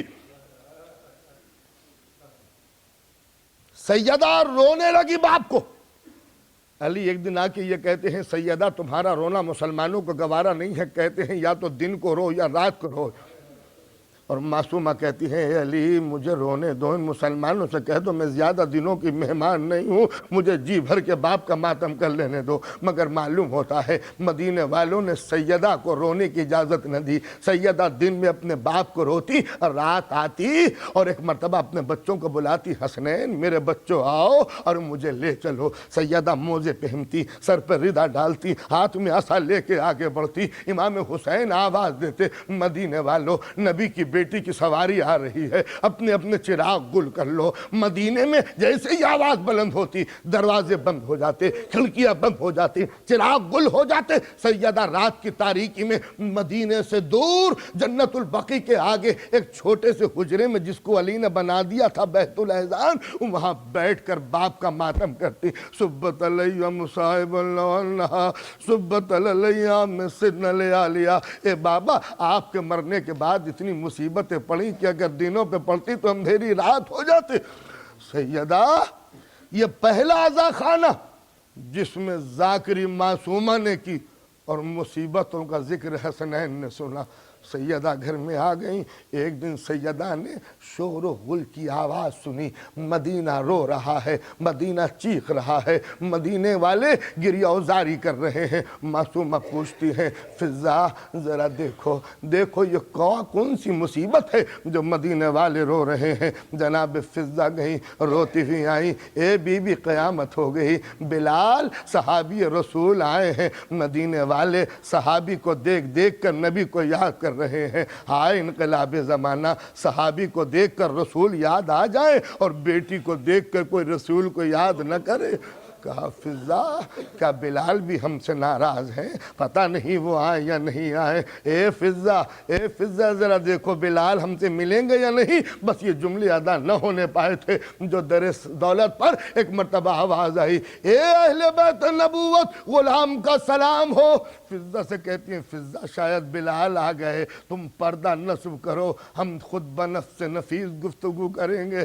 سیدہ عصا ٹیکتی ہوئی آگے بڑھی، پس پردہ آئیں اور ایک مرتبہ کہتی ہیں بلال تم بھی بھول گئے دنیا کی طرح؟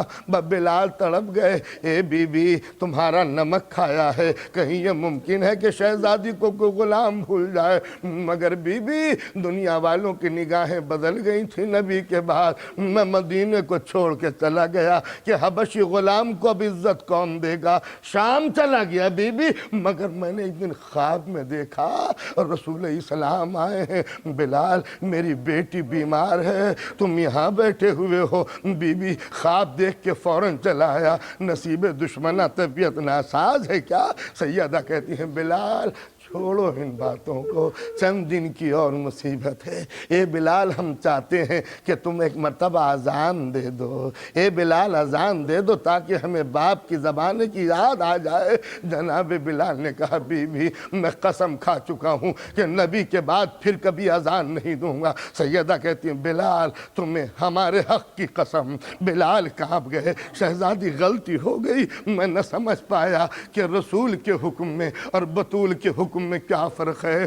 بلال مسجد میں گئے، بلندی پہ چڑھے اور ایک مرتبہ اذان دی، اللہ اکبر اللہ اکبر۔ جناب معصومہ اٹھی، اس حجرے کی طرف گئی جہاں رسول سویا کرتے تھے، آواز دی، بابا بلال آئے ہیں، اذان کا وقت ہو گیا، بابا اٹھئے۔ ایک مرتبہ مؤذن نے کہا اشہد ان لا الہ الا اللہ۔ اے بابا بڑی دیر ہو گئی سوتے ہوئے، آپ تو کبھی اتنا نہ سوتے تھے۔ اب ایک مرتبہ مؤذن نے کہا اشہد ان محمد رسول اللہ۔ فضا دوڑی ہوئی گئی، اے بلال اذان موقوف کر دے، سیدہ کو غش آ گیا۔ میں کہوں اے بی بی، ارے باپ کا نام سن کے غش آ گیا، اذان میں رسول کا نام سنا اور غش آ گیا۔ ارے کاش ذرا جناب سکینہ کے دل کو دیکھیے کہ باپ کا کٹا ہوا سر، کربلا سے کوفہ، کوفہ سے شام، ارے چھوٹی سی بیٹی باپ کے سر کو دیکھے اور ضبط کرے۔ آزاداران امام مظلوم، میں نے آپ کی زحمتوں کو تمام کیا، کربلا میں مصیبتوں کا واقعہ بیان کروں، اس لیے سیدہ کی مصیبتیں بیان کی تھی تاکہ آپ پرسہ دے سکیں معصومہ کو۔ آج کی رات آ گئی، نبی محرم گزر گئی۔ میں نے کل کی مجلس میں عرض کیا تھا کہ نبی محرم کو عصر کے وقت یزید کے لشکر نے دفتن حملہ کر دیا۔ مولا نے عباس کو بھیجا ہے، ایک رات کی مہلت چاہیے عباس، تاکہ جی بھر کے ہم عبادت الہی کر سکیں۔ رات کی مہلت مل گئی، بڑی دشواریوں کے بعد ملی ہے۔ حسین کے سپاہیوں نے پیاس اور تشنگی کی حالت میں ریگزار کربلا پہ تیمم کیا، مٹی کے مسلوں پر حسینیوں نے اپنے رخسار رکھ دیے۔ تاریخ کا بیان ہے کہ حسینی خیموں سے اس طرح آوازیں آ رہی تھیں جیسے شہد کی آوازیں آتی ہیں، اس طرح رات گزاری۔ حسین نے پورے اپنے احباب کو ایک بڑے سے خیمے میں بلایا، شمع جل رہی ہے۔ میرے دوستو، میرے ساتھیوں، رسول کی اولاد سے محبت کرنے والوں، آگاہ ہو جاؤ کہ آج کی رات کے بعد فرزند رسول کے گھر کی تاراجی ہے، اور یہ بھی یاد رکھ لو کہ یزید کے لشکر کو صرف مجھ سے عداوت ہے، تم سے نہیں۔ اس رات کی تاریکی کو غنیمت جانو، جس کا دل چاہے مجھے چھوڑ کے چلا جائے، یزید کا کوئی سپاہی تم سے تعرض نہ کرے گا، جاؤ اپنی جان کو بچا کے لے کے چلے جاؤ۔ حسین نے یہ اعلان تو کر دیا، مگر ایک ایک کا چہرہ دیکھ رہے ہیں، سب سر جھکائے بیٹھے ہیں، کوئی ہلنے کے لیے تیار نہیں۔ مولا کہتے ہیں جاؤ مجھے اکیلا چھوڑ دو، ارے مجھے تنہا چھوڑ دو تاکہ کل میں قتل ہو جاؤں، تم اپنی زندگی کو بچا لو۔ مگر کوئی بھی بچانے کے لیے تیار نہیں ہے۔ مولا کہتے ہیں اس لیے نہیں جاتے کہ تم نے مجھ سے بیعت کی ہے میرے ہاتھوں پر، لو میں بیعت کو اٹھائے لیتا ہوں، جس کا دل جہاں چاہے چلا جائے۔ اللہ اللہ کتنا فرق تھا یزید و حسین میں، وہ بیعت کے لیے جان لے رہا تھا، یہاں جان دینے کے لیے مولا بیعت کو اٹھا رہے ہیں، جاؤ چلے جاؤ۔ مگر جب کوئی نہ اٹھا، مولا کہتے ہیں اس لیے نہیں جاتے کہ سماج میں ذلیل و بدنام ہو گئے، تو ایسا کرو میرے اہل بیت میں سے جو جانا چاہے اس کا ہاتھ پکڑ کے لے جاؤ، تاکہ تم منہ دکھانے کے قابل ہو سکو، بہانہ تو مل جائے گا کہ ہم نے نبی کے گھرانے کو بچانے کے لیے آ گئے۔ اور اس پر بھی کوئی نہ ہٹا، تو ایک مرتبہ کہتے ہیں کہ آخرت کے خوف کی بنا پر نہیں جاتے، تو لو بحیثیت مالک جنت و امام ہونے کے میں اعلان کرتا ہوں کہ آخرت میں تم سے کوئی سوال نہ ہوگا۔ جب کوئی نہ اٹھا تو ایک عجیب و غریب فقرہ کہا، اس لیے نہیں جاتے کہ ایک دوسرے کے چہرے کا حجاب ہے۔ لو یہ کہہ کے مولا نے شمع گل کر دی، اندھیرا چھا گیا، ادھر اندھیرا ہوا، ادھر سسکیوں کے چراغ جلنے لگے، چاروں طرف سے رونے کی آوازیں آنے لگی۔ کسی کونے میں سے ایک مجاہد نے کہا مولا حکم دیجئے، اسی اندھیرے میں اپنی گردن کاٹ کے آپ کے قدموں پہ لا کے رکھ دیں گے۔ کسی نے کہا مولا جسم کے ٹکڑے ٹکڑے ہو جائیں مگر پھر بھی آپ کا ساتھ نہ چھوڑیں گے۔ جس وقت یہ وفاداری دیکھی، مولا نے چراغ جلا دیا، آؤ میرے حسینیوں، آؤ میرے مجاہدوں۔ حسین ایک ایک کے گلے سے ملے، سب کو رخصت کیا، سب مصلی پہ بیٹھ کر عبادت میں مشغول ہو گئے۔ اب نصف شب گزری، مولا قیام حسینی کا معائنہ فرما رہے ہیں۔ سب سے پہلے خیمے کے سامنے جا کے رکے، ایک ماں اپنے 6 مہینے کے بچے کو گود میں لیے ہوئے رو رہی ہے۔ میرے لال کتنی بد نصیب ہے ماں جو اپنے جگر کے ٹکڑے کو دودھ نہیں پلا سکتی، بچے کا من کا ڈھلا ہوا ہے، علی اصغر غش میں ہے، آنکھ نہیں کھول رہے۔ مولا کہتے ہیں اے رباب، ارے علی اصغر کے پاس بیٹھ کے کیسی باتیں کر رہی ہو۔ حسین روتے ہوئے آگے بڑھے۔ اب یہ ام لیلہ کا خیمہ ہے، کیا دیکھتے ہیں کہ شمع جل رہی ہے، علی اکبر کا سر ماں کے زانوں پر ہے، ماں علی اکبر کے حسین زلفوں کو ہاتھ سے شانہ کر رہی ہے، کہتی جاتی ہیں علی اکبر ارے یہ چاند سی صورت کل تمہاری خاک و خون میں مل جائے گی، اے میرے لال یہ حسین چہرہ کل مٹی میں مل جائے گا۔ ماں رو رہی ہے، مولا نے منع کیا، اے ام لیلہ ارے علی اکبر کے سامنے ایسی باتیں مناسب نہیں۔ یہ کہہ کے مولا آگے بڑھے۔ اب جناب زینب کا خیمہ ہے، زینب اپنے چھوٹے چھوٹے بچوں کو سامنے لیے بیٹھی ہیں۔ اونو محمد تم نے سنا بھی میں نے کیا کہا؟ میرے بچوں سب سے پہلے تم جان دینا، کہیں ایسا نہ ہو کہ جناب زوجہ مسلم اپنے بچوں کو پہلے لے جائیں، کہیں ایسا نہ ہو کہ جناب ام لیلہ علی اکبر کو سب سے پہلے لے جائیں۔ دیکھو تم سے پہلے کوئی شہید نہ ہو، میری ماں کو ذلیل و رسوا نہ کر دینا، ارے آخرت میں کہیں ماں کے سامنے محجوب نہ ہو جاؤں۔ بچوں نے اکڑ کے کہا ماں تیرے دودھ کی عظمت کی قسم ہمیں کل اجازت دلا دینا، پھر دیکھنا کہ اگر کوفے کی سرزمین نہ کانپ جائے تو جعفر طیار کا نام کہیں اور کچھ نہ ہو جائے۔ بس ایک مرتبہ یہ جملے ادا کیے، مولا آگے بڑھے روتے ہوئے۔ اب جناب ام کلثوم کے رونے کی آواز آئی۔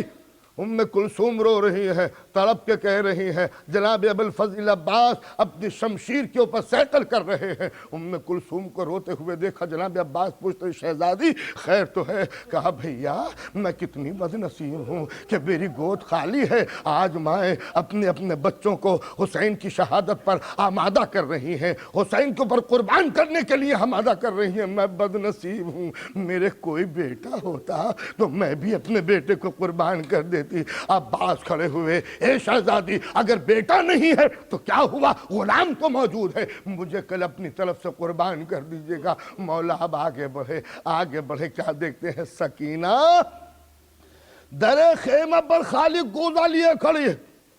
بابا بڑی دیر سے منتظر ہوں۔ سکینہ نیند نہیں آئی؟ کہا بابا بڑی پیاسی ہوں، تھوڑا سا پانی بابا لا دیجئے۔ جناب سکینہ کی یہ جملے سنے مولا نے سر جھکا لیا۔ کس طرح تسکین نے ایک جملہ کہا، سکینہ جا کر علی اصغر کے خیمے میں دیکھ لو، شاید تم کو پانی مل جائے۔ سکینہ دوڑتی ہوئی گئیں اور اب جو آئی ہیں سر جھکائے ہوئے آئیں۔ بھیا بابا سمجھ گئی جب میرا بھیا پیاسا ہے تو مجھے پانی کہاں سے مل جائے گا۔ ایک مرتبہ عجیب جملہ کہا مولا نے، سکینہ بیٹی سونے کی کوشش کرو، شاید نیند آ جائے تمہیں تو یہ پیاس کی شدت نہیں معلوم ہوگی۔ سکینہ نے جب جملہ کہا بابا سوتی تو ہوں مگر کیا کروں میری آنکھ کھل جاتی ہے۔ بابا کوئی بی بی میری بالی بیٹھ کر اس طرح روتی ہے جیسے کسی ماں کا جوان بیٹا مارا گیا ہو۔ بابا یہ کون ہے جو بی بی میرے پاس آ کے روتی ہے؟ مولا نے جملہ کہا، سکینہ ارے کیا تم نے اپنی دادی کو نہ پہچانا؟ یہ جناب سیدہ تمہاری مصیبت میں شریک ہے۔ اجرکم اللہ۔ نصف شب گزری، مولا نے قیام حسینی کا معائنہ کیا، مقتل کی طرف چلے، سناٹا ہے چاروں طرف، یزیدی لشکر خواب غفلت میں پڑا ہوا ہے، حسینی سپاہیاں سربت سجود ہیں، تسبیح و تحلیل کی آوازیں آ رہی ہیں۔ حسین مقتل کی طرف چلے، بس ایک مصیبت چلنے میں، حسین مقتل کی طرف چلے، دور تک یزیدی لشکر پھیلا ہوا ہے، مولا بھی چند قدم چلے ہوں گے، جو کانوں میں کسی کے چاپ کی آوازوں کو سنائی دی، پلٹ کے دیکھا، پوچھا کون ہو؟ خوف میں ڈوبی ہوئی آواز آئی، مولا میں ہوں غلام ہلال۔ کہا ہلال تم پیچھے پیچھے کیوں آ رہے ہو؟ کہا مولا مقتل میں میدان میں دشمن کے سپاہی دور تک پھیلے ہوئے ہیں، مولا غلاموں کی زندگی میں نصیب دشمن اگر کچھ ہو گیا تو منہ دکھانے قابل نہ رہیں گے، غلام پیچھے پیچھے ہے۔ ہلال تم ہمیں چھوڑ کے کیوں نہیں چلے جاتے؟ جاؤ اپنی اپنی زندگیاں بچا لو۔ عجیب فقرہ کہا ہلال نے، مولا یہ بتائیے کب تک آزمائیے گا؟ مولا کب تک آزمائیے گا؟ ہم نے اعلان کر چکے ہیں 70 مرتبہ قتل ہوں گے، جب بھی ہماری خاک سے آپ کی نصرت کی آواز آئے گی۔ جب یہ جملے سنے مولا کی آنکھوں میں آنسو آ گئے۔ ہلال کیا تم دیکھنا پسند کرو گے کہ تمہارے ساتھی کربلا کی کس کس جگہ پر شہید ہوں گے؟ کہا مولا جس وقت علم غیب کا مالک امام ہماری شہادت کی خبر دے دے گا تو اس سے بڑھ کر خوش نصیبی اور کون سی ہوگی؟ آؤ ہلال ہمارے ساتھ چلو۔ ایک جگہ مولا رک گئے، ہلال اس جگہ کو پہچانو۔ ہلال دیکھ رہے ہیں مولا یہ جگہ کون سی ہے؟ کہا ہلال یہ وہ جگہ ہے جہاں میرا بچپن کا ساتھی حبیب مجھ سے بچھڑ جائے گا۔ اے ہلال آؤ میں تمہیں بتاؤں، یہ جگہ ہے جہاں سید قدم نکلے گا، یہ وہ جگہ ہے جہاں جون کی شہادت ہوگی۔ ایک ایک کو بتاتے جاتے ہیں۔ ہلال آؤ میرے ساتھ، یہاں میرا بھتیجا قاسم ارے جسم کے ٹکڑے ٹکڑے ہو جائیں گے۔ جناب ہلال رونے لگے۔ آؤ میں تمہیں اور بتاؤں، یہ دیکھو یہ وہ جگہ ہے جہاں میری کمر ٹوٹ جائے گی، میری آنکھوں کی روشنی ختم ہو جائے گی۔ ارے ام لیلہ کا لال، ارے تمہارے نبی کی ہم شکل علی اکبر، یہاں سینے پہ نیزہ لگے گا۔ ہلال اب بے قابو ہیں، چیخیں مار مار کے رو رہے ہیں۔ آؤ ہلال آؤ ہلال آؤ فرات کی طرف چلے، میں تمہیں ایک جگہ دکھاؤں۔ فرات کا کنارہ آ گیا۔ مولا یہ کون سی جگہ ہے؟ اے ہلال جانتے ہو یہاں کون شہید ہوگا؟ میرا قوت بازو عباس، ام البنین کا لخت جگر۔ ارے میرے عباس کے بازو کٹ جائیں گے، سر پہ گرزے گرا بال لگے گا۔ عباس کی شہادت کی خبر سنی، ہلال تڑپ کے رونے لگے۔ آؤ ہلال میرے ساتھ ایک منزل اور دکھا دوں۔ اب مولا بلندی پہ چڑھ گئے، ایک جگہ رک گئے۔ جانے کے بعد کہا ہلال یہاں کل ایک ننھی سی قبر بنے گی، ایک ننھی سی قبر بنے گی۔ ارے رباب کی گود خالی ہو جائے گی، ہرملہ کا تیر میرے علی اصغر کے گلے میں لگے گا۔ ہلال سن کے رونے لگے۔ ہلال آؤ میرے ساتھ ایک منزل اور دکھا دوں۔ اب مولا نشیب کی طرف چلے، ایک جگہ جا کے رک گئے، بیٹھے، مٹی کو اٹھایا، سونگا۔ اے ہلال سیدہ کے دودھ کی بو آ رہی ہے میری مٹی سے۔ اے ہلال یہ وہ جگہ ہوگی جہاں ایک نمازی کا سر کاٹا جائے گا، یہ وہ جگہ ہوگی جہاں سکینہ یتیم ہو جائے گی، یہ وہ جگہ ہوگی جہاں زینب کا ماجایا مارا جائے گا۔ مولا کہتے جاتے ہیں، ہلال چپ ہے، ہلال خاموش ہے۔ مولا نے نظر اٹھائے، ہلال کیا تم سنتے نہیں ہو؟ کیا تم سن نہیں رہے میں کیا کہہ رہا ہوں؟ مگر ہلال چپ ہے۔ مولا نے پھر بازو جھنجھوڑے، ہلال ذرا سنو۔ اور اب چونکے ہلال کہتے ہیں، مولا کیا تم نے کچھ آواز سنی؟ اے مولا مجھے کسی بیوی کے رونے کی آواز آ رہی ہے۔ اے مولا کوئی بیوی رو رہی ہے۔ علی مکلال کہتا ہے، اے ہلال تم کو نہیں معلوم، میری ماں آ گئی سر کے بالوں سے میری قتل گاہ صاف کر رہی ہے۔ ارے میری ماں نبی سے فریاد کر رہی ہے، اے میرے بابا میں نے چکیاں پیس کے اپنے لال کو کیا شمر کے خنجر کے لیے پالا تھا۔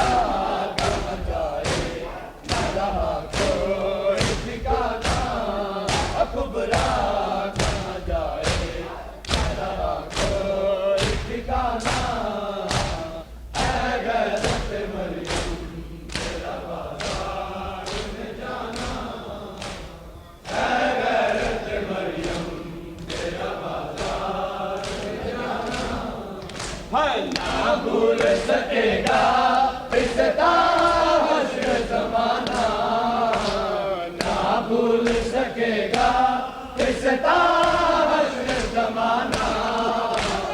اے غیرت مریم تیرا بازار میں جانا، اے غیرت مریم تیرا بازار میں جانا، اے غیرت مریم تیرا بازار میں جانا، اے غیرت مریم تیرا بازار میں جانا۔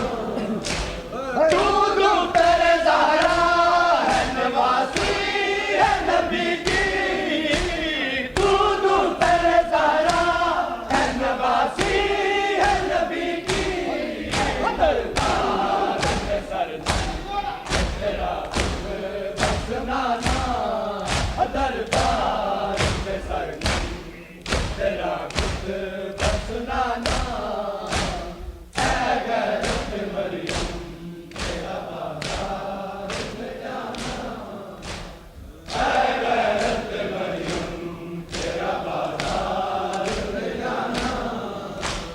دودھ تیرے زہرا ہے نواسی ہے نبی کی، دودھ تیرے زہرا ہے نواسی ہے نبی کی، دربار میں سر تیرا بس نانا، دربار میں سر تیرا بس نانا، اے غیرت مریم تیرا بازار میں جانا، اے غیرت مریم تیرا بازار میں جانا۔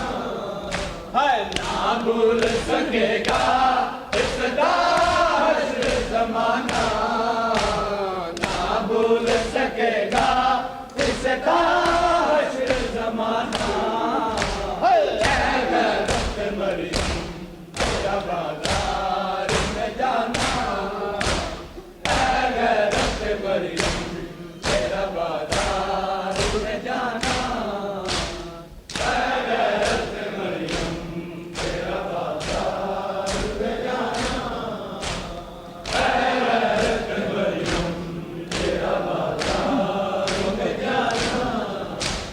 کیوں زینب کلثوم کی چنتی ہے ردائے، کیوں زینب کلثوم کی چنتی ہے ردائے، بتاؤ